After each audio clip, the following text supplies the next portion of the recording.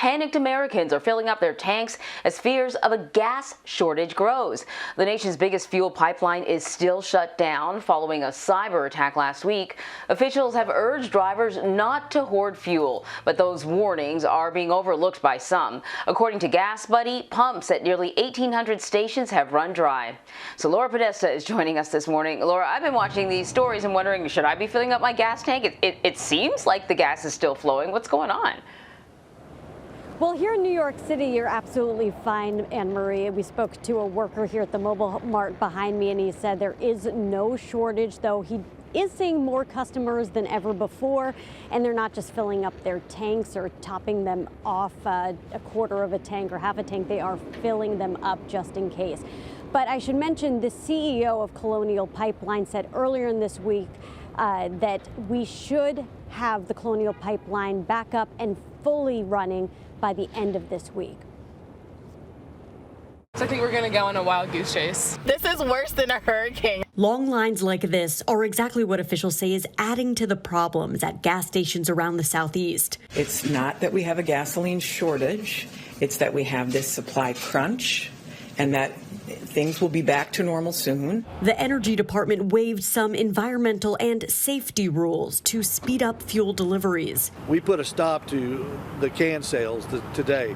People were coming in and loading, trying to buy, 5 and 10 cans worth of gasoline. They're just hoarding it. The panic buying began after a ransomware attack targeted Colonial Pipeline on Friday, forcing the company to shut down. The 5,500-mile pipeline supplies 40% of the East Coast fuel. Shortages are being reported in at least 7 states. Panic buying of gas right now will create this artificial demand that will make all of this worse. For some, the rush to buy fuel is conjuring up memories of stocking up on supplies at the start of the coronavirus pandemic.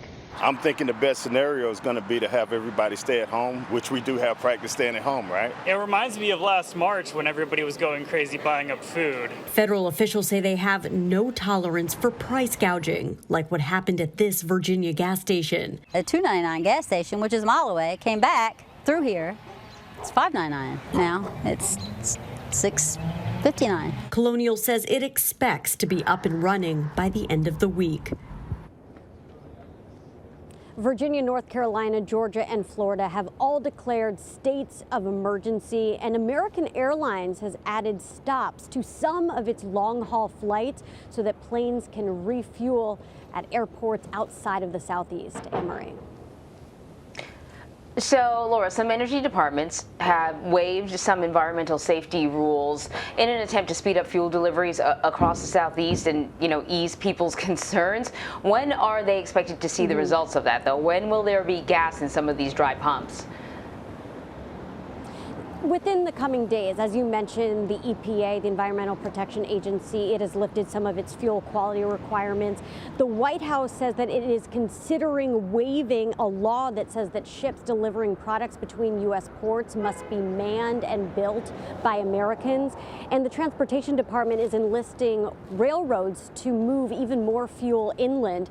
In Georgia, Governor Brian Kemp suspended state taxes on motor fuels, and that'll last until Saturday. So lots of changes to try and alleviate the issues, Anne-Marie.